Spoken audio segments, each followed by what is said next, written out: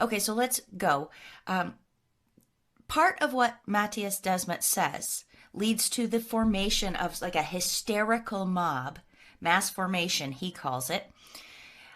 He says there's four conditions that have to be met within society before this can happen. It doesn't always happen, but it can happen if the right triggering event follows. So he says people need to be isolated with a lack of social bonding between them. There's a lack in society of meaning making or sense making. There's a lot of free floating anxiety where you're feeling ill at ease, but you don't know why necessarily. And finally, he says that there's a lot of free floating frustration and aggression. According to him, if these conditions are met, then society is ripe sort of for a hypnotist almost to come along and create a narrative into which the people will buy. The people will buy into it because it seems to alleviate those conditions. They can suddenly have a target for their free-floating anxiety, frustration, and aggression. They don't feel so alone because we're all in this together. And he says that if the hypnotist is skilled enough, hypnotist isn't the right word, but if the mass media messaging from the experts and politicians is uniform and repeated enough, that people will just believe it. And then they become dedicated to it. It's almost like blinkers get put on. They forget about everything else. They are totally dedicated to this new way of life, the new normal. The first condition that Mattias Desmet says has to be there in order to create a future mass hysteria, mass formation event, is a lack of social bond and social isolation. And when I look at the world pre-COVID, and of course now too, I'm seeing all of these factors here play into that social isolation. Social media, smartphones 24/7. It creates a detachment, inauthenticity, fake intimacy, and stunted communication. And I would say actually that censorship has done the same thing. For people not really paying attention, they may not have noticed the subtle creep of censorship, especially on campuses and also in the news media and social media way before COVID. But what this does is it changes communication fundamentally between people, because not all of us will share the same references. Some of us won't have been exposed to certain material because it was censored before we became aware of it. I think migration, both mass migration and the type of migration that people do for their careers and schooling nowadays, has also contributed to social isolation. And finally, the denigrating of faith, particularly Christianity, in our Christian-based societies, has obviously contributed to a breakdown of social bonding. Because face it, churches were kind of like extended family. People attended churches for many reasons, not just to worship, but also to have a sense of community. So yes, I say social isolation was a big deal during the run-up to COVID, many, many years. I'm going to skip lack of meaning making and I'm going to go to free-floating anxiety. Did we have a lot of free-floating anxiety in the years leading up to COVID? I would say so. Here's a short list of what we were all dealing with. We had the climate emergency. Greta actually goes out there and says, I want you to panic. Grown adults were saying we have 12 years to save the earth. How do you think this makes young people feel? And keep in mind, this was a big messaging thing going all the way back to Al Gore time. So a whole generation of people has grown up with this sense of somehow an impending crisis that they're partly responsible for. That's a lot of pressure. And they've attacked our young people in too many ways to count. Transgender and extreme sex education in school, it's confused them, it's embarrassed them, it's brought them to a level they shouldn't be at, their minds are not ready for. They're doing this thing called post-birth abortions now. That's just a word trick. That is literal infanticide. And I don't want to waste too much time on going over all the items on this slide, but they're all very significant in our culture. Identity politics, accusing men masculine men of being toxic. Apparently, if you're white, you're just automatically privileged. This denies the white poverty that is everywhere. The transgender adults, they want you to call them by their preferred pronoun, and the law steps in and tries to force you to go along with their delusion. And then, of course, the riots, the burning down of entire city blocks, the takeover of entire city blocks by Antifa, declaring autonomous zones, and the defund the police movement, of course. Just absolute insanity. So yeah, we've got propaganda, we've got the open borders, we've got fake hate crimes, and probably real hate crimes as well. What happens is, if you believe in all this stuff, if you haven't seen through the propaganda and the fake news, you get so stressed and anxious that you need safe spaces available for you in college campuses and elsewhere. And if you don't believe in all of this and you want to have debates about it, you are censored and shunned.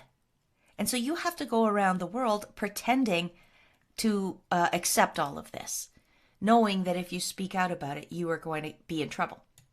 It's extreme. And the stress is on both sides, whether you're liberal, conservative, or neither one. This stress is everywhere. So Mattias Desmet's list, we can check off. We can definitely check off free-floating anxiety. I also want to mention here that, they're making a lot of people feel like it's up to us to fix all of this stuff, that we are responsible for it in one way or another. Now I want to go back to lack of meaning making and lack of sense making on Desmet's list of 4 conditions.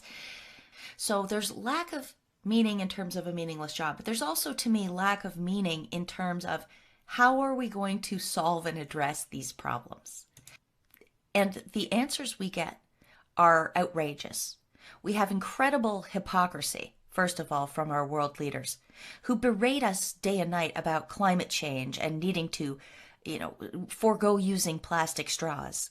And yet they fly hundreds and hundreds of people to these meetings multiple times a year, causing all kinds of pollution. When people ask politicians or academics or scientists, quote unquote, questions now, they regularly avoid answering. I mean, they technically say words, but the words don't really make any sense. That's called word salad. And that, to me, will drive you crazy if you listen to it long enough. The mass media, who are supposed to be like a check or balance on the government, on society, they are failing. They are apologizing for rioters, looters, murderers. And it's seemingly all one-sided as well. People need the world to make sense. And when the media will praise, anarchists, we know the world's gone kind of upside down. The same thing can be said for the priorities of our government. Their priorities never address the real needs, the solvable problems that are in their local areas. They always want to be sending hundreds of millions of dollars off in foreign aid that we'll never see again. There is the fact that politicians now know and openly use brainwashing techniques on the public. Just listen to this 20-second admission made by Canada's former Minister of the Environment. I actually gave him some real advice. I said that if you actually say it louder, we've learned in the House of Commons, if you repeat it, if you say it louder, if that is your talking point, people will totally believe it. I mean, can you believe that? She just admitted it. So, okay, back to this slide. Finally, lack of meaning and sense-making is now so that it's coming at us from science, the realm of science and expertise. Right now, we have scientism, which is more like a religion. It's dogmatic. It wants consensus. It's faith-based. It creates heretics if you question them. And it's agenda-driven. It has an outcome in mind. Now, science shouldn't be any of those things, but I think you can see around us how it is right now. And that figures in a big way into something I'm going to talk about a little later in this presentation. Okay, so now we've got the first 3 conditions met. And the fourth is free-floating frustration and aggression, which I think comes from not being able to express our true opinions about matters of importance. It has also comes from a pressure to act accepting or happy of all of the crazy that is going on around you. They don't want any deviation. Like it's like in totalitarian societies where if you express displeasure when the leader glances over at you, you're in trouble. I mean, that's how science is now. And it's having a horrible, horrible impact on our society. So when we look back at Mattias Desmet's list, the lack of meaning making is probably one of the most pervasive parts of this, along with the dumping of shame and guilt and emergency status onto especially the young people who really truly do feel responsible for solving the climate problem, or because they're white, they feel like they've damaged everybody. It's horrendous what has happened to people. I can't stress it enough. So into this milieu, this is where we were. This is where we were. On a knife's edge. And then, boom. COVID-19 happened. And like Mattias Desmet says when he talks about it, all you need at that moment, when there is a focused, global, like laser pointer on one thing, everybody's watching, you've got everybody panicked. The hypnotist or hypnotists, the faces, the trusted voices, the people you see on the daily step out in front of the camera and they work their magic. They start telling you about studies they've done or what they've observed and phone calls they've made to the World Health Organization, and they've all decided this is the best way to go.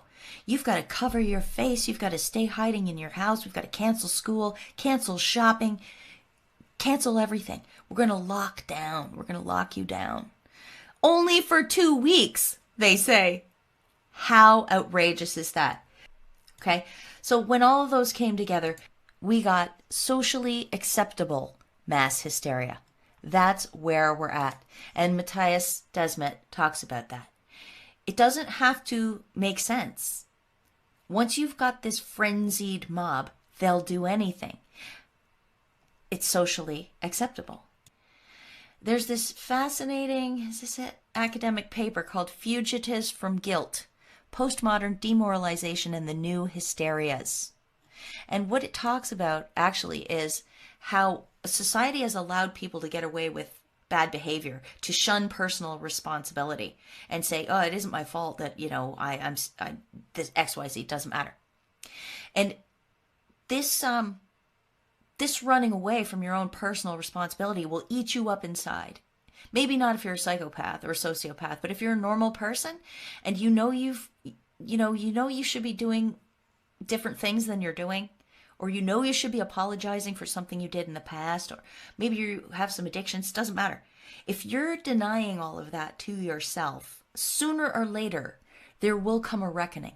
This stuff that you've pushed down will turn into actual physical symptoms of disease, but you won't have the disease.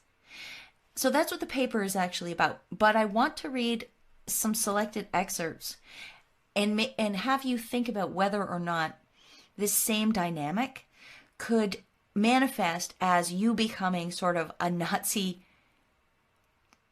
a Nazi soldier, an authoritarian lunatic like this lady.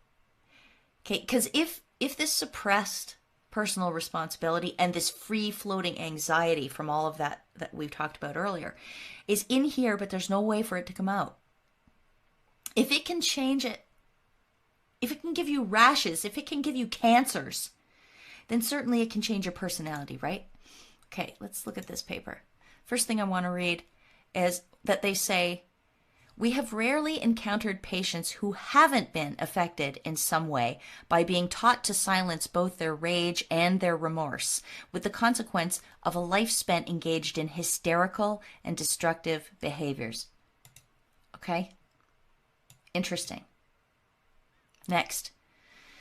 Showalter does call attention to the centrality of externalization, i.e., projection, in these conditions. Contemporary hysterical patients blame external sources, a virus, for example, or other things. And it creates a paranoid element in hysteria. Interesting that they mentioned a virus specifically. It is a hallmark of hysteria to mimic culturally permissible forms of distress. Hysteria makes use of dominant myths, assumptions, and identities of the culture in which it appears.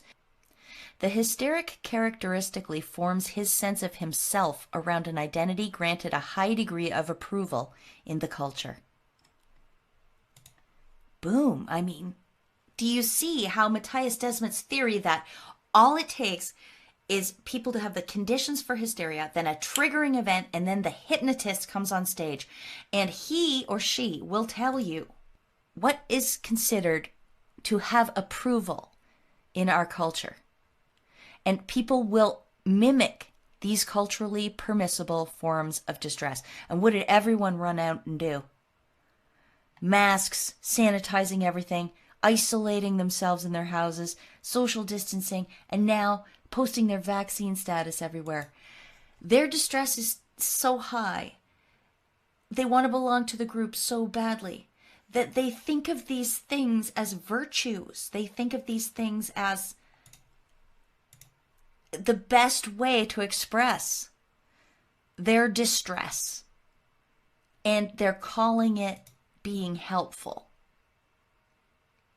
When we looked at the Salem witch trials, right, they manifested this as in witchcraft because their minds were more focused on religion and supernatural things in that environment. And so they said, oh, it's got to be from that realm and we've got to fight it that way. But in our culture, we're all about technocracy and medicine and experts. So of course the hysteria is going to latch onto that realm. And we're going to fight it with those tools. But it's no less hysterical. So they induced those 4 states that Mattias Desmet talks about in order that there is this barely contained hysteria all around for years. And then they spring this COVID-19 event on us. Or even if you don't believe that they sprung it on us, even if you believe it was totally naturally occurring, they immediately saw their opportunity to step in and do this form of hypnosis on us. And people went totally crazy. And because of the way the body reacts and society and groups of people react, real illnesses started to happen and people started to do the actions that would reinforce the prolongation of this whole thing. And what are the oligarchs and the hypnotists doing? They are laughing at us. Laughing all the way to the bank as our children suffer, as our businesses go under, as we lose connection to one another, as relationships break up, as people die in their droves in nursing homes, as addiction skyrockets, as abuse skyrockets. They are laughing all the way to the bank. So to wrap up, I want to look back at what I opened with, which was the Salem witch trial article. This is the last paragraph about it. The Salem witch trials are an infamous case of mass hysteria. They are an example of the consequences of religious extremism, false allegations, and lapses in the due legal processes. I'd say we're going through all of that right now, except for it's scientism extremism. These trials had a lasting effect on people's attitude towards separation of state and church, as historian George Lincoln Burr said, "The Salem witch trial was the rock on which the theocracy shattered." The Salem witch trials left a lesson for the future, a caution for the outcome of unbridled religious fanaticism and overenthusiasm about the supernatural. Well, I say the same can be said for overenthusiasm about the medical, technical, scientific expert complex, which, as I discussed earlier in this video, has been badly compromised by decades of political correctness, the opinion corridor, and cancel culture. We are now left with bent science because the institutions are so filled with bent people. Look, we need a way out of this. I don't know. I don't know if we can save some of the cult members, some of the hysterics. And Mattias Desmet, I think, says that there's about 14% who they will never snap out of it. They're done. They're gone. But we can get a lot of other people.